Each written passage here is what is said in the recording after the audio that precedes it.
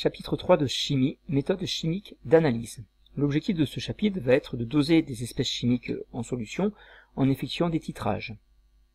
Donc, on étudiera par exemple des produits de consommation et dans lesquels la quantité de matière ou les concentrations sont très souvent exprimées sous la forme du titre massique ou du pourcentage massique.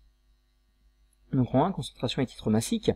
Lors du contrôle qualité de produits du quotidien, la donnée commerciale est souvent donc un titre massique, qu'on appelle aussi pourcentage massique.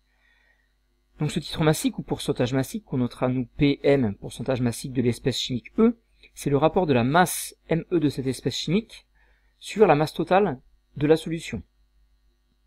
Donc on notera que le pourcentage massique de l'espèce chimique est égal à la masse de cette espèce chimique sur la masse de la solution.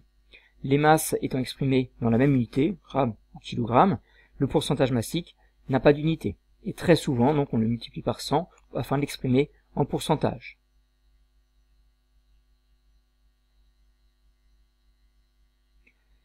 Et donc, il faut être capable de faire le lien entre le pourcentage massique ou le titre massique et la concentration en quantité de matière, notée donc CE. Donc on va pouvoir relier ces deux grandeurs en utilisant la masse molaire M solutée et la masse volumique de la solution. Donc la concentration en quantité de matière CE, c'est la quantité de matière de l'espèce chimique sur le volume de la solution. On vient de voir que le pourcentage massique de l'espèce chimique, c'était la masse de l'espèce chimique sur la masse de la solution.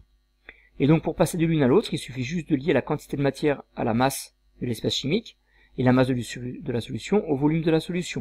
Donc, je vous rappelle que ce qui lie la quantité de matière et la masse d'une espèce chimique, c'est sa masse molaire. Ce qui lie le volume d'une solution et la masse de la solution, c'est la masse volumique de cette solution. Donc on passe de la quantité de matière à la masse grâce à la relation donc désormais que vous connaissez bien, et on passe du volume à la masse en utilisant la masse volumique. Et donc je vous rappelle que la masse volumique d'une espèce chimique X, c'est la masse de cette espèce chimique sur le volume de l'espèce chimique. La masse volumique d'une solution, c'est la masse de cette solution sur le volume de la solution. On peut donc passer du titre massique à la concentration en quantité de matière en utilisant la masse molaire et le volume de la solution.